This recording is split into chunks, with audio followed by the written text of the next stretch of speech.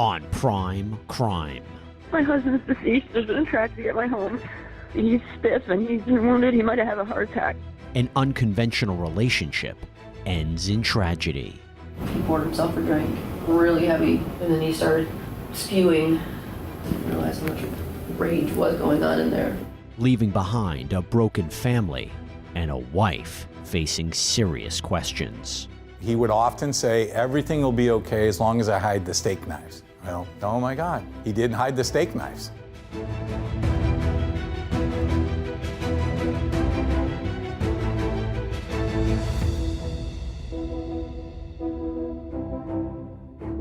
Hey there, everybody, I'm Jesse Weber, and welcome to Prime Crime.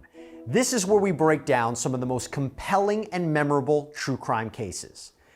Marriages at times can be pretty rocky, right? From those little tiffs to the serious arguments, that's normal.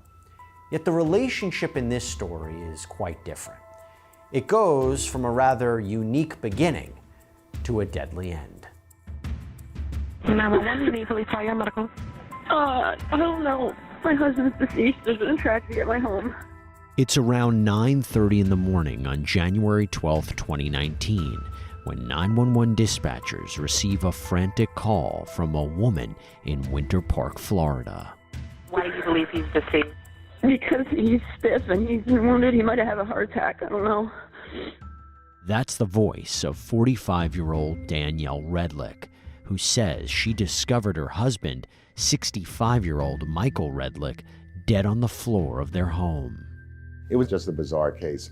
Initially, when she called 911, she said that her husband had succumbed to a heart attack. But then she had a different story. She said that Michael stabbed himself to death. She was in fear of her life. He was actually choking me and trying to suffocate me first. I actually went for the knife, and he was screaming, "What are you going to do, stab me?" And he grabbed it. And that's when he did it. He made a motion. He stabbed himself, and I ran into the bathroom. When I came out, I was just lying in blood. You say he stabbed himself? himself? I couldn't, correct, yes. I tried to hurt myself this morning. It doesn't look good for me. In order to understand how we got here, we have to take a step back to the unusual beginning of Danielle and Michael's relationship. I first met Mike, I think it was 1996. He'd come to the golf course and say, I think I'm in love with this woman, Kathleen, but she's dying of cancer. I think I'm gonna marry her. You're gonna marry her? Yeah, the benefits that she has are terrible. She's gonna have better treatment, better care, and that's why he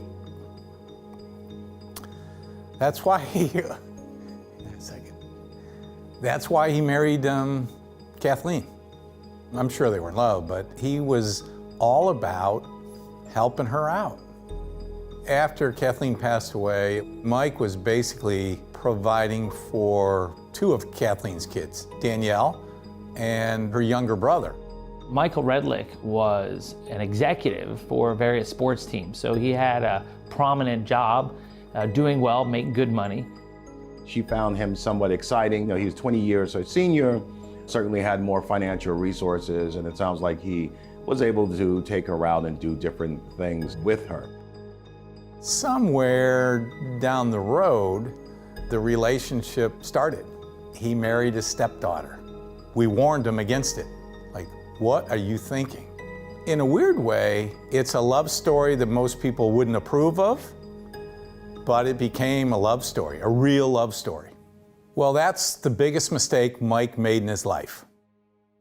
Fast forward 15 years, Michael is dead, and Danielle is taken to the hospital to be evaluated.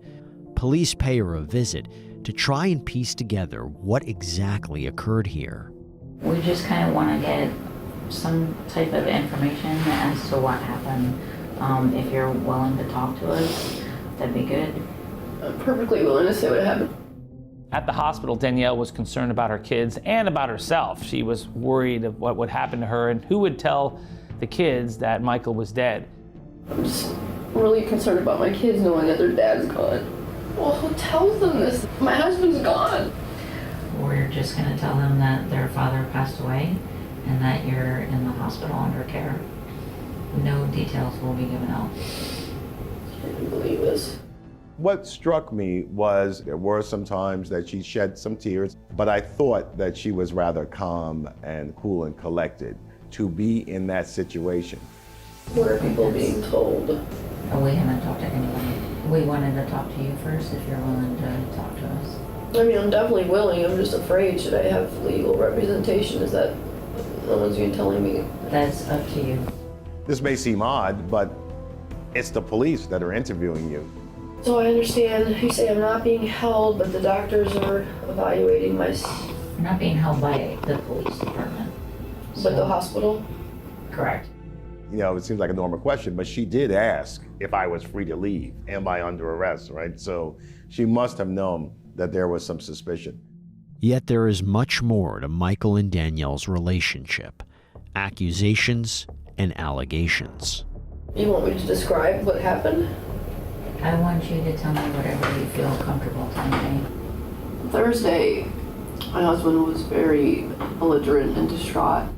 Well, at first the relationship was fine, but then over time there were allegations of controlling behaviors and that he had a drinking problem.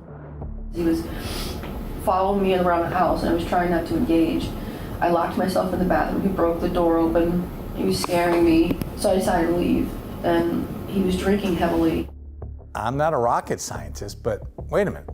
There's 8 empty bottles of wine in the garbage. Mike didn't like wine. So those bottles got emptied by somebody other than Mike. We had some issues last year. He basically cheated on me, and it was a big, long, drawn-out thing. And I found a slew of emails of him carrying on with another woman, and it just crushed me. Mike was trying to understand, and he must have been going to some meetings with Al-Anon, and along the way, he met a woman. They became friends. Friends. It was somebody that he could talk to about dealing with her. No infidelity at all on Mike's part. I'm convinced of that. He found a text from another man to me, and that really angered him. Danielle had social media messages. It was kind of right in the middle of were these communications for a social nature or was she looking for employment? She alluded to the fact that she was looking to further her career. And it sounds like he was somewhat jealous that she also was interested in other men. Thursday, I ended up leaving the home to avoid any kind of distress in front of the kids. My daughter, the two of them were yelling at each other, and I said, okay, that's it, we're leaving. So I took her with me to a friend's house. And my son wanted to stay.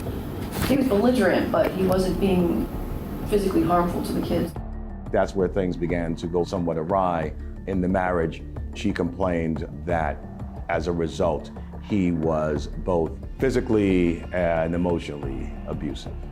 And unfortunately, we live in a society where domestic violence still occurs. And we're not so quick to disbelieve a woman who is smaller than her husband. At his funeral, Danielle delivered the eulogy and told everyone in the congregation that Mike was her best friend and talked about all the things that he had done for her and the kids. No way, if you listen to that eulogy, you could ever think that this guy would lay a hand on her. Police need to get the full story of how Michael Redlick died. Coming up, can detectives figure out what actually happened between the couple? I did not murder my husband. Please, I don't understand. This is a tragedy. I can't believe this.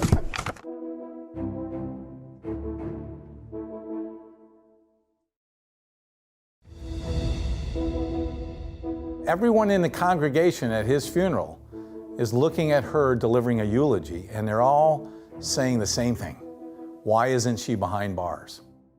It's January 2019, and 45-year-old Danielle Redlick is being questioned after calling 911, saying her stepfather-turned-husband, 65-year-old Michael Redlick, died in their Winter Park, Florida home.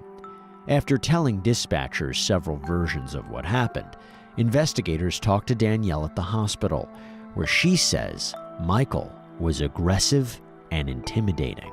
He continued on his day Friday to work, and I continued my day. I got some snide texts from him during the day. We attended our son's football game together that evening, and it was after the football game where, once again, he poured himself a drink, and really heavy, and it just started from there. He started spewing. I didn't realize how much rage was going on in there. She had previously filed a police report against Michael for domestic abuse, and because of that, it led credence to her claim later that she was in fear of her life and that Michael was at it again. But Danielle starts to shut down. I think that's about what I'm most comfortable talking about currently. With Danielle not giving police much to go on, days later they return to the Redlicks' home, this time with a warrant in hand. Can you get the kids away, Dad? Please. Yes. Just get the kids. Danielle, I just want to talk to you, okay? Right now you're not under arrest, but we just secured you for our safety. We do have a search warrant for your house, and I also have a search warrant for your DNA. While the detective collects the DNA sample, Danielle seems shocked to learn what investigators may be thinking. 2 buccal swabs, saliva standards from Danielle Justine Redlick, which is believed to be evidence relevant to proving that a felony crime has been committed.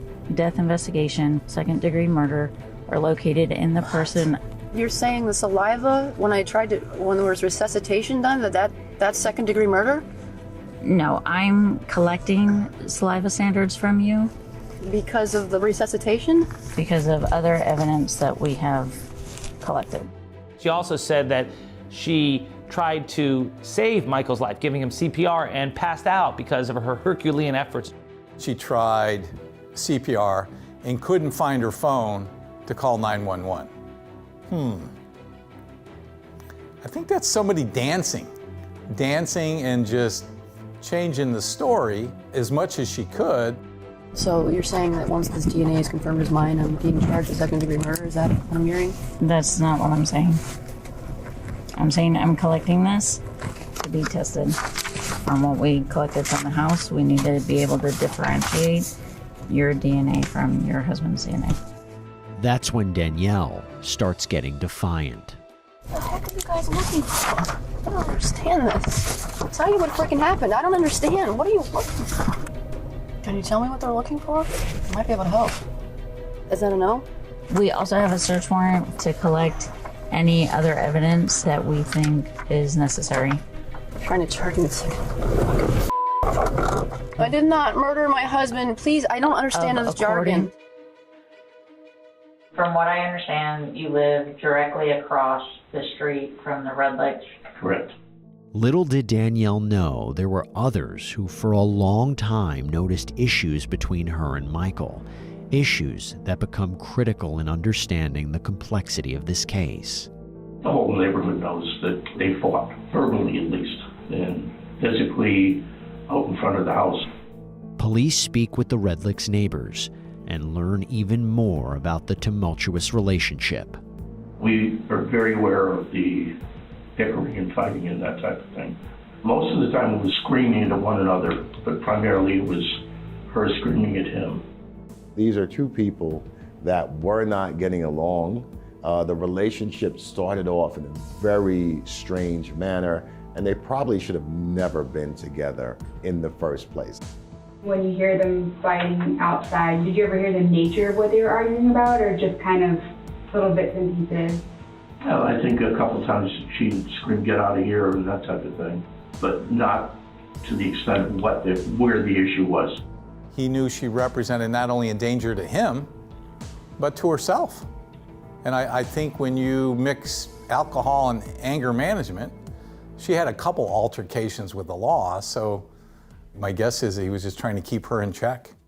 I didn't see any altercation with hitting, but my wife has also on occasion. Her hitting him, I don't know whether he's hit her or whatever the scenario is from that standpoint. I've seen them argue plenty of times. Has it been verbal or physical? But it wasn't on his part. So she's initiated it, or she's been yelling? Okay. When it's physical, what have you seen? Her slapping him around in the face. Some of us saw some dangers there. If you would have asked me 6 years ago, did I have any friends whose spouse were capable of killing them, I'd say only one, and that would be Danielle. How would you describe Michael? He always seemed very laid back. I never saw any kind of aggression or anything. And how would you describe Danielle? Volatile. But I don't know what happened behind closed doors. Then detectives learn there's been run-ins with the Redlicks in the past, including the year earlier when Michael actually called 911 on Danielle. 911, do you need police, fire, medical? We need a car here. There's a woman that's a danger to herself and to others right now. A gentleman that's a danger to us. My sense on calling 911 was to show her that, look, I'm not going to abuse you. I'm not going to hit you, but I've had it. You better go in your room. Please, Dan. Please, go in your room. Will you stop? Oh, all right. I will call you back. I will call you back in 5 minutes. Sir, what is going on there? Hello? You can see in a domestic situation where someone is looking at their wife, acting crazily, that they would call police.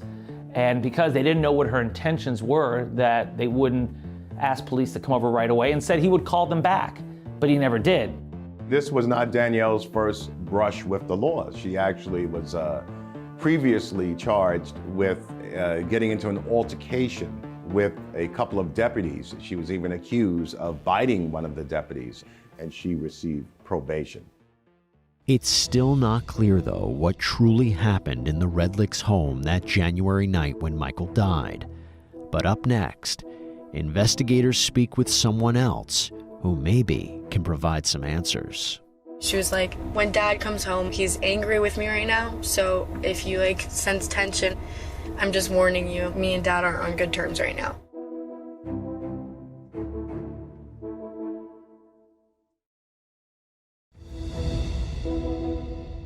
We started struggling about 5 years or so ago. He started getting some medical problems and ED, nothing like a male ego. Never this. It's been a mental shock. It's January 2019, and police set their sights on Danielle Redlick, a woman on probation, as they think she stabbed her husband, Michael Redlick, to death, all amid a heated argument in the couple's Winter Park, Florida home. Over the 15-year marriage, this relationship has been rocky for the stepdaughter-turned-wife, who says Michael, 20 years her senior, physically and verbally abused her. Police need to determine if there's any truth to what Danielle is saying, so they speak with the Redlick's son, then 11-year-old Sawyer, to get a better picture of what their family life was like and what may have gone down the night Michael died. How did you get to your friend's house yesterday? I had a football game last night and I had a sleepover with him. Was he supposed to coach this morning at your football? And he just didn't show up? Yeah, no one showed up. Mike was a Little League coach, and the night of the occurrence, there was a flag football game. How was your parents' relationship that night? I think there was some tension between them. I don't know what, but I could see the anger. Who appeared angry? My dad. You know, if anybody was toxic in a relationship, it was Danielle. Go back and look at all the things before he came back into the house that night. What did she do to him as he was getting out of the car? She threw eggs at the car. She egged her husband. This is not a sane woman. Have they ever gotten into arguments that you actually saw them physically fighting? Yes, they were pushing each other. Have you ever seen anything more than just pushing between the two of them? Scratching. Okay, who would scratch you? I guess my mom and my dad would push away. Investigators then learn even more about Michael and Danielle's troubling marriage from their daughter, 15-year-old Jaden. My parents used to be separated. They're obviously not divorced, but as a family, we've been through a lot this past year. I know they were kind of in a heated argument this week about something. Jaden's interview with the police was what I would expect, basically that her parents did not get along. My dad moved out in April of last year, and he moved back in I think, late October. They've always had like an off and on relationship for like, I think the past 5 or 6 years.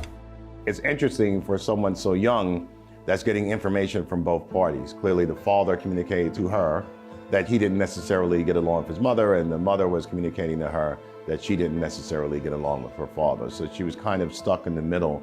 Last year, my dad met this woman, and my parents were separated at that time, and that was when they were saying, okay, we're gonna get a divorce.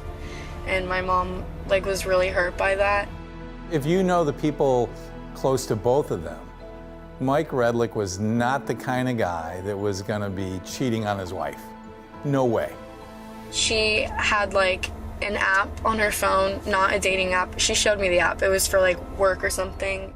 She had messages where some gentleman mentioned that he found her attractive and he liked her photo. Some random guy was like flirting with her or something, but she didn't respond, and my dad saw that, and I think that's what caused like an argument. I have a really close relationship with my mom. She told me that she didn't have anything going on with this guy. Obviously, this was a source of tension between her and her husband. At some point, she even deleted messages off of her phone. These messages certainly did not help her. You had mentioned they had fights in the past. Has anything been physical? At points, yeah. Okay. When's the last time you saw them get into a physical confrontation? Not for a while. Sometime last year. Jaden blamed her mom for being the instigator, that if there was any violence between them, it was her mother, Danielle, who instigated it. In the times in the past that they've had this physical confrontation that you've observed, who would be the more aggressive one to actually physically touch you? My mom. I've never seen him hurt my mom, like physically. It's rare for a daughter to point the finger at her mother for being the violent one, but that's what happened here. The one time that I saw like a mark on my dad's face was because they were arguing and my mom had a ring on. Has he ever hit her or left any marks on her? I think so. I remember just my mom saying my dad pushed her. Do you think the push was in self-defense because she was coming at him, or push because he was upset at her? Maybe both. You had a verbal and physical abuse being alleged, you had cheating being alleged, so you had all this in a combustible mix that led to the tragedy that ensued. He said to me on several occasions, everything will be okay as long as I hide the steak knives. I was driving from Charlotte up to Cleveland, got a call from a good friend of mine that let me know what happened. They said he was found dead. I was in shock, but at the same time, I wasn't surprised. Oh my God, he didn't hide the steak knives. Detectives put two and two together, and they begin to realize that perhaps Danielle's story that Michael stabbed himself doesn't quite add up. Maybe Danielle was the aggressor. They begin to build a case against her, starting with something police noticed at the very start of this whole investigation. Michael was stabbed once in the shoulder. It was originally a bloody crime scene, but when investigators walked into the house, they smelled disinfectant, bleach. It was clear that the husband had bled out. There was evidence that she even attempted to clean up. By the time they arrived, and the fact that the wounds had dried, it led the investigators to believe that this had taken place hours prior to her calling 911. And let's go back to that 911 phone call that Danielle made after the stabbing. There was one important detail that caught investigators' attention. Did you just find him? No, actually, it happened last night. Did you see him last night? Was he okay, or was... He was not okay last night. We had altercation. What is interesting, of course, is that she waited 11 hours to call the police after what was ultimately discovered to be an altercation between the two. Is there a reason why you didn't call last night? I'm on probation, and I was really afraid, and I didn't think anybody would believe me. Her initial story was that he killed himself. Okay, so if your husband kills himself, why wouldn't you call 911 right away? Why would you tamper with evidence? Why wouldn't you call EMS and see what you could do to save him? About a week after the stabbing, Danielle is arrested for violating her probation, and that's when police press her even further on Michael's death. You had indicated that you have a lawyer, but again, we want to give you the opportunity to tell your side of the story. It's up to you if you want to talk to us more. For what, the other stuff? Yes. I don't think I'm going to be living at this point. Oh my God. But with Danielle Redlick not giving in to questioning, it's the evidence that starts doing the talking. Detectives focus on the 11 hours where Danielle said that she was hiding in the bathroom because she was in fear of her life. Meanwhile, in those 11 hours, she was cleaning up the crime scene. Plus, she was surfing the web on a dating site, looking to meet new men while he's bleeding to death. That's the kind of stuff that makes headlines and will stick in a juror's mind to show that someone has a cold and depraved heart. She did all types of odd behavior. But I just want to point out that it's not absolutely dispositive because we all react differently. Taking of a human life is one of the most traumatic events that one can engage in. And it's very difficult to know what normal behavior is. So it's kind of a mixed bag here. About a month after Michael Redlick's death, Danielle is officially arrested and charged with murder and tampering with evidence. Danielle was charged with second-degree murder, which doesn't require premeditation. It could just be that she killed someone with a depraved mind, but didn't necessarily plan it in advance. It's then, when Danielle is locked up in jail, that she does something which raises even more suspicion. I told you that I had the plea offer, right? Mm-hmm. Well, it was basically they dropped the charge to manslaughter 10 years. According to, my lawyers, it was a good offer. But then today it seems like they had bad news. They're like, well, no, the plea's not. He doesn't want to negotiate the plea now, and now he wishes he didn't give it to you. Most of us thought, this is an airtight case, and she's going to be found guilty. If anything, maybe they let her plead out to a lesser degree. That offer was on the table. Danielle made the decision to decline the manslaughter deal, where she would have served 10 years in prison. There's some evidence they keep getting, but it's just stuff they took out of his desk when he was writing down stuff about when I had filed for divorce. Michael was so angry, he was keeping a log of stuff like, he was just being vindictive, like, oh, today Danielle did this. And it's like, all this stuff this did to me. I better not share too much, but there's something really bad about him that he did when he was younger. They're trying to keep all of that out. She obviously thought she could convince a jury that she believed she was in fear of her life. She could use Michael's past against him. Then he got all these hearsay stuff from people they were talking, he was talking to at work that don't even know me. Oh, well, Danielle had problems. Meanwhile, this son of a is drinking his ass off, smacking me around, smacking the kids around too, going at it with me, Well, unfortunately, a lot of people aren't stepping forward because they didn't see anything. No one sees the abuse. I was mentally abused, like psychologically. I'm not kidding you. Sexually. I mean, he was a mastermind. Keep in mind that even when one pleads self-defense, they are not claiming that they did not kill someone. They are merely saying, I am not criminally liable because I had to kill this person in order to save my life.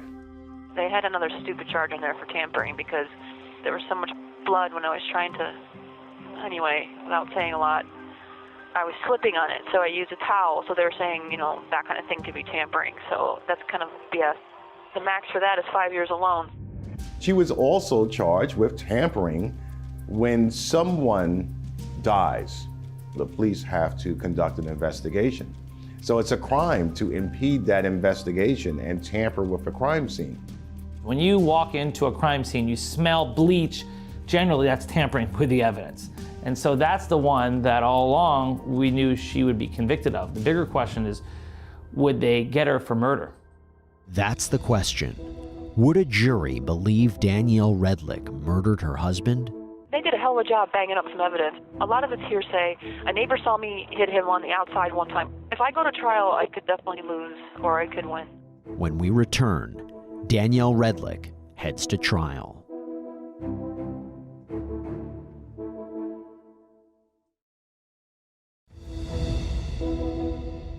To put a mother and 4 kids in jail after her husband died. It's fabulous. It's really great karma for you guys. I mean, I know you're doing your job, but at the same time, I haven't had no chance for defense or anything. In June 2022, prosecutors are set to bring Danielle Redlick's second-degree murder and tampering with evidence case before a jury for the death of her stepfather-turned-husband, Michael Redlick. Investigators believe Danielle stabbed him after their 15-year marriage turned to arguments and alleged abuse. Up until now, not much is clear of what actually went on in their suburban home the day of Michael's death, but it was at trial where new details came to light. That defendant plunged a knife into the shoulder of Michael Redlick, which would cause him to bleed to death. The home that she is standing in looks like something from a horror movie.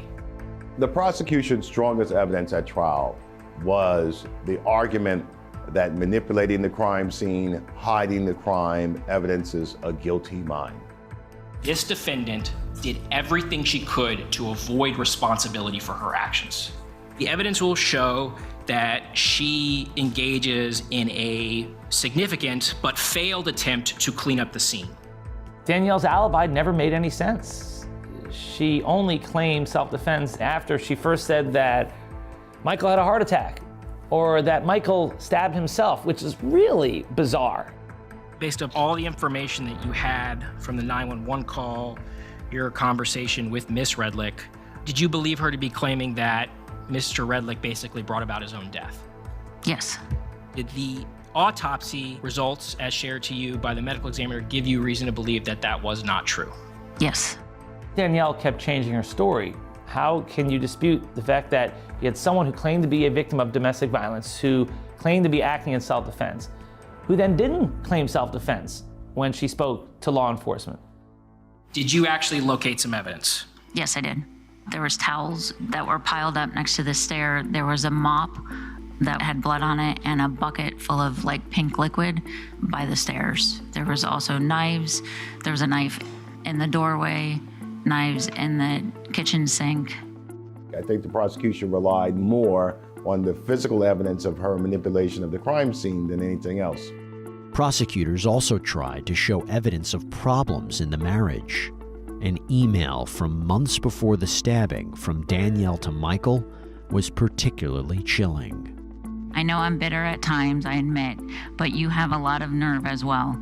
Although my words may be cutting, they are only sounds, a dull knife compared to the sharp, disloyal, deceiving, phony, and never-ending, selfish knife you continue to twist in my back. Of course, someone would be messed up, traumatized, and may act out.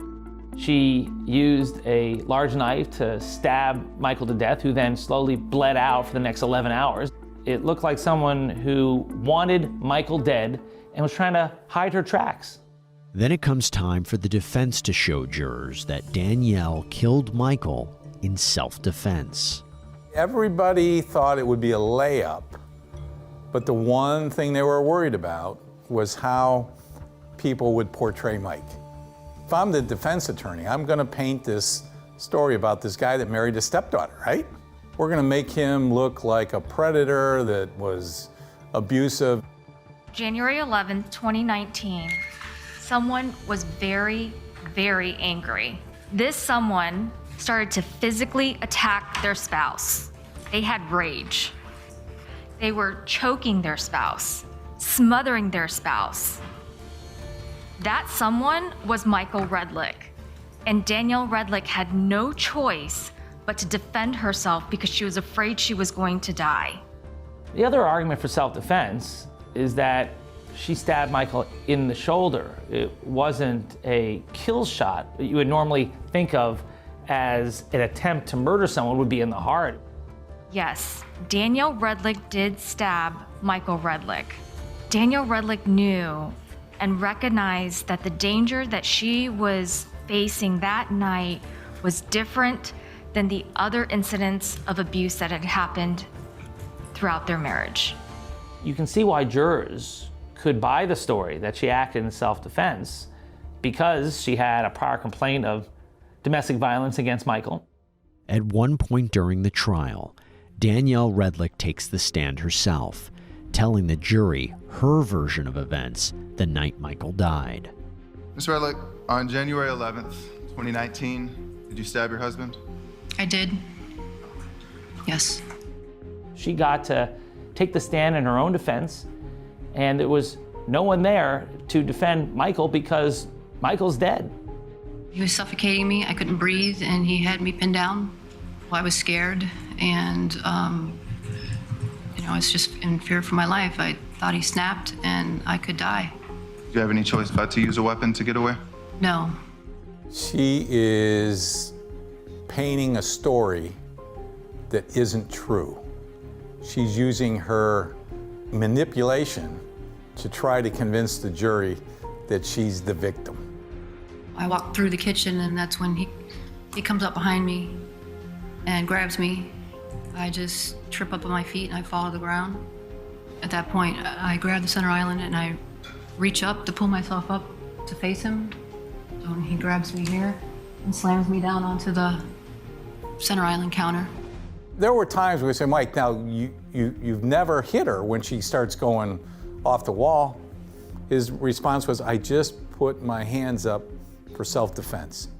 He called me a and he was holding my head down on the counter. So I'm just pinned up against the counter like this, and he's straddling my body here and has me pinned. I've got a free arm here, and the drawer in front of me is the only thing I can do. So I use my free arm to push open the drawer ahead of me. I think he was just trying to hold her back, talk her down off the ledge, and she got carried away and she killed him. Pulled the knife out, he released my head. He says, what, are you gonna stab me? And I take the knife and I position it and face it toward him. He immediately just goes for my chin and pushes me back, and I stabbed him at that point.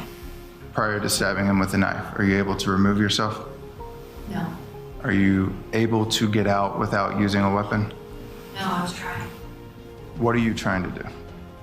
To get away from him. Why? If you don't do that, what is your belief that will happen? That he might smother me to death. Danielle was the best witness for the defense. She advocated for herself. But prosecutors still needed some questions answered. A life without Michael Redlick was a life that you were looking forward to living.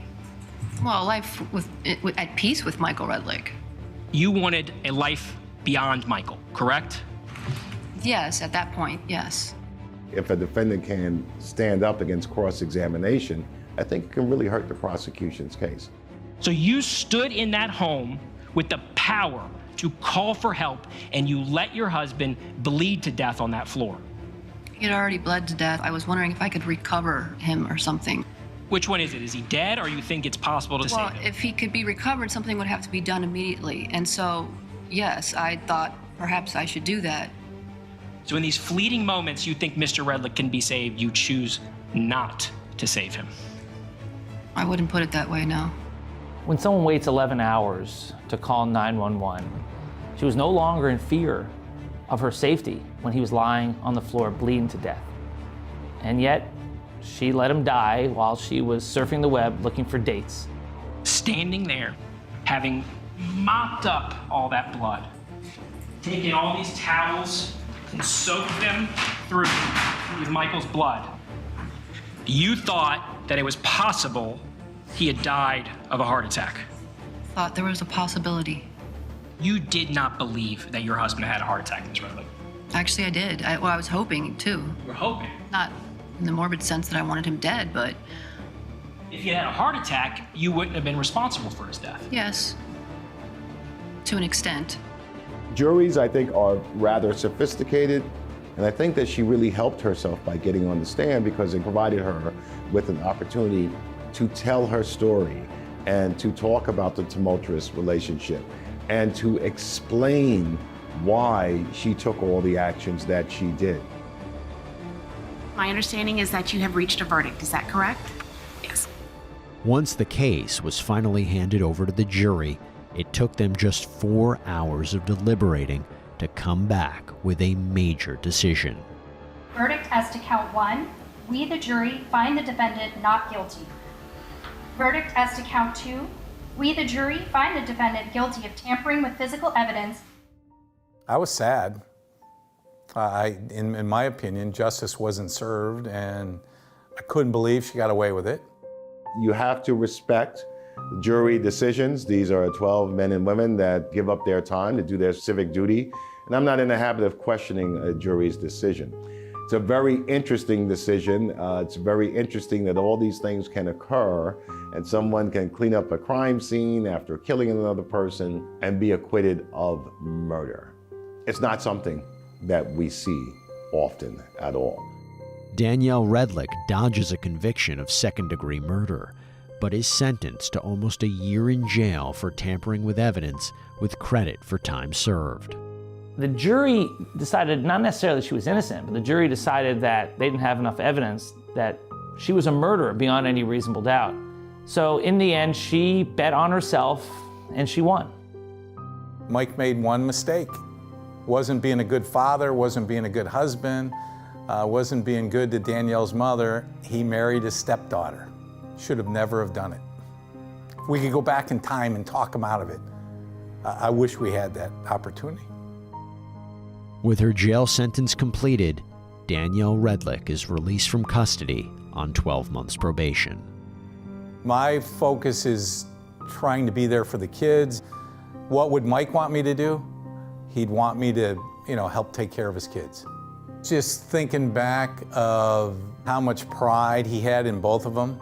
He'd be bragging about the kids got an arm or how well Jaden was doing in school. I'm very proud of his kids. And it was just getting to know him before he ever met Danielle. He would come to our house. And the way he treated my kids, my kids thought the world of him. There's still a little bit more to this story. So Danielle's daughter, Jaden, absolutely ripped into her mother in a letter to the court, saying she wants nothing to do with Danielle.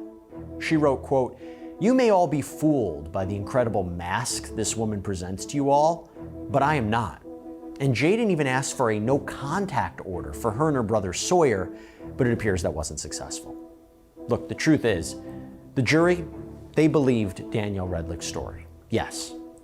But what's left in the wake of this whole case is unfortunately a broken family. That's all we have for you here on this episode of Prime Crime, everybody. Thank you so much for joining us, and as always, stay safe.